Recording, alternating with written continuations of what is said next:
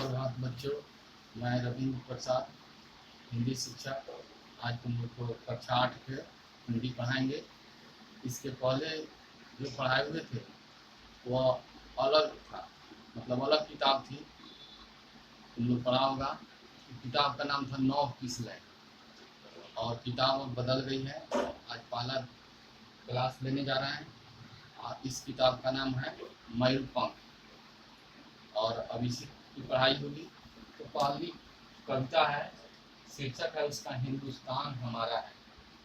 कविता है, कवि का नाम है बालकृष्ण शर्मा नवीन। इनका जन्म 8/12/1897 और मृत्यु 29/4/1960 को हुई। लगभग 63 वर्ष तक रहे। इनकी प्रमुख कृतियां हैं उर्मिला, कुमकुम, रश्मि रेखा आदि। शुरू से ही इनको साहित्य जगत में रुचि थी। और देखें उनकी जीवनी के विषय में। वह एक निर्भीक और यशस्वी व्यक्तित्व के धनी थे। इनका जन्म शाजापुर जिले के भयाना नामक गांव में 8 दिसंबर 1897 को हुआ था। इनकी मुलाकात माखनलाल चतुर्वेदी, मैथिली शरण गुप्त एवं गणेश शंकर विद्यार्थी सरीखे महान साहित्यकारों से हुई। इनके व्यक्तित्व पर लेखनी का प्रभाव भी नवीन जी की रचनाओं में यादा कदा झलकता है। महात्मा गांधी के सत्याग्रह आंदोलन के प्रभाव से पढ़ाई छोड़कर ये राजनीति में आ गए। काव्य लेखन के क्षेत्र में भी इनका महत्वपूर्ण योगदान रहा और इनको भारत सरकार ने पद्म भूषण से भी सम्मानित किया है। देश को आजाद कराने के लिए अंग्रेजों के विरुद्ध आंदोलन की दो धाराएं काम करती थी। एक था अहिंसक आंदोलन की धारा एवं दूसरा था सशस्त्र क्रांतिकारी आंदोलन। दोनों के माध्यम से आखिरकार देश के वीर जवानों ने देश को आज़ाद कराया। आखिरकार फिरंगियों को देश छोड़कर जाना पड़ा और उस समय लोग निस्वार्थ भाव से काम करते थे। अपना व्यवसाय, खेती, अपना रोजगार, पढ़ाई सब छोड़कर और इस दंगल में कूदे और देश को आज़ाद कराया।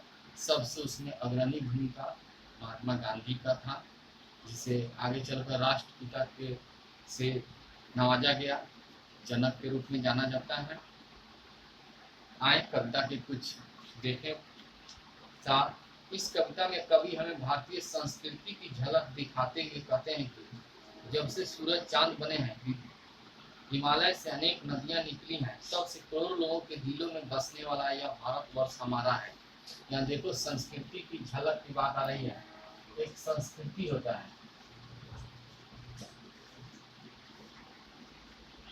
और दूसरा सभ्यता। एक आंतरिक गुण होता है और एक बाहरी। संस्कृति बाहरी गुण है तो सभ्यता आंतरिक गुण माना जाता है। तो यह देश जो है बहुत बड़ा एक धरोहर है। बहुत कुछ यहाँ देखने को सुनने को मिलता है। यानी कह रहा है कवि कि जब से सूरज चांद बने हैं तब से प्रकृति के बहुत कुछ देखने को यहाँ मिला। तब से करोड़ों लोगों के दिलों में यह भारतवर्ष सबसे ऊपर है, अग्रणी है। यहाँ पर प्रकृति की अनूठी छटा देखने को मिलती है। यानी प्रकृति से हम लोग को बहुत कुछ मिलता है। इसलिए यही कारण है कि देश को सोने की चिड़िया कहा जाता है। पृथ्वी के गर्भ में अमूल्य निधियों का खजाना छिपा है।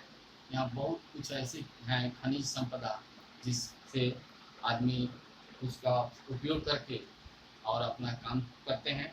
बहुत कुछ मिलता है यहाँ की भारत भूमि से। यहाँ पर जन्मी महान आत्माओं ने निस्वार्थ भाव से भारत माता की सेवा की है। यानी सभी लोग में एकदम कूट कर सच्चाई, ईमानदारी भरा हुआ था और उसी के सहारे लोग आगे बढ़ा और देश को आज़ाद कराया। आए कविता की पंक्ति को देखें। कोटि कोटि कंठों से निकली आज यही स्वर धारा है, भारतवर्ष हमारा है, यह हिंदुस्तान हमारा है। कवि कह रहे हैं कि कोटि कोटि कंठों से निकली, हर आदमी की जुबान से यही बात निकलती है कि यह धारा है, यह प्रवाह जो है आगे की तरफ निरंतर बढ़ेगा, यानी भारतवर्ष हमारा है, यह हिंदुस्तान हमारा है। आगे, जिस दिन सबसे पहले जागे नव सृजन के स्वप्न घने, जिस दिन देश काल के दो दो विस्तृत विमल बीतान तने, यानी जब से आदमी, कहा जाता है कि जब जागा तब सवेरा, जब से आदमी अपने आप को संभाला तभी से नव सृजन, नया माने कुछ बनाने का, करने का, कुछ उत्पादन करने का, कुछ नया करने का स्वप्न देखने लगे। जिस दिन देश काल के दो दो विस्तृत विमल बीतान तने, यानी स्वच्छ साफ सुथरा कुछ नया करने का लोग मन बनाए। जिस दिन नभस्ते में तारे छिटके, जिस दिन सूरज चांद बने, तब से है यह देश हमारा, यह अभिमान हमारा है। यानी जैसे कहा जाता है कि प्रकृति सत्य है, सूरज चांद धरती आकाश वायु यह सब करोड़ों अरबों वर्ष से इसी तरह आ रहा है, तब से ही यह अपना देश अपना है। गर्व के साथ कह रहे हैं कभी कि हमारा देश सबसे सर्वोपरि है, सबसे महान है, सबसे आगे है। आगे, यहाँ प्रथम मानव ने खोले निंदियारे लोचन अपने, इसी नभतले उसने देखे सत नव सृजन सपने। यहाँ प्रथम मानव जिसे आदम और ईव की बात आती है, जब आंख खोले अपना तब से ही यह स्वप्न देखने लगे कि ना, नहीं कुछ नया यहाँ सृजन किया जाए, कुछ आगे बढ़ा जाए।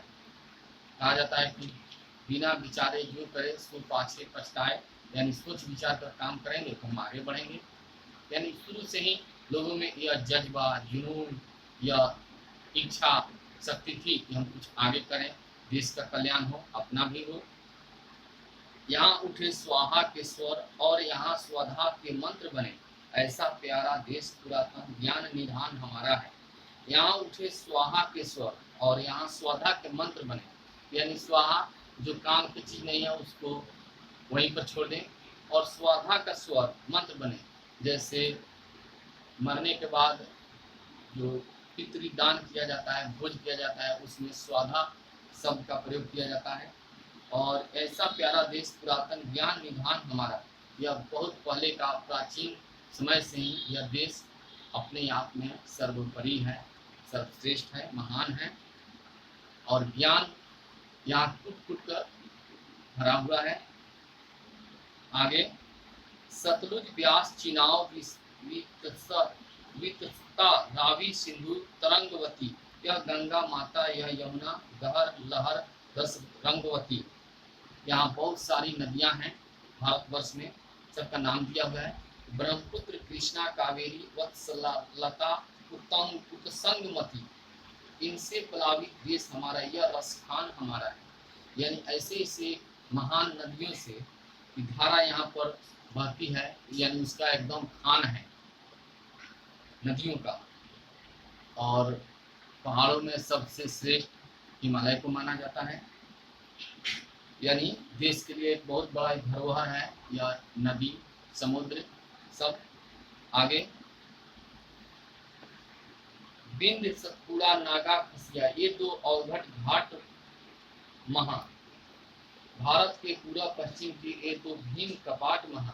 या बिंद सतपुड़ा और नागा खसिया, ये दो अवघट घाट जो है सबसे आगे है, महान है, यानी दुर्गम कठिन भी है। भारत के पूरा पश्चिम के दो भीम कपाट महान है।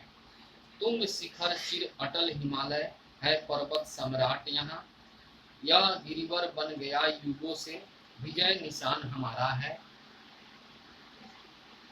यहाँ जो तुंग शिखर जो सबसे ऊपर है, अटल है, हिमालय पर्वत सब पर्वतों से का राजा है, सम्राट है, महान है। यहाँ गिरिवर बन गया युगों से, विजय निशान हमारा है, यानी एक यह प्रतीक चिन्ह बन गया। चलो आज बच्चों, आज यहीं पर समाप्त करते हैं। बाकी कुछ बचा हुआ है इसमें, पढ़ता है कुछ पढ़ते हैं, उसको अगले वीडियो में पढ़ाएंगे और इसका मौखिक प्रश्न भी करा देंगे। धन्यवाद।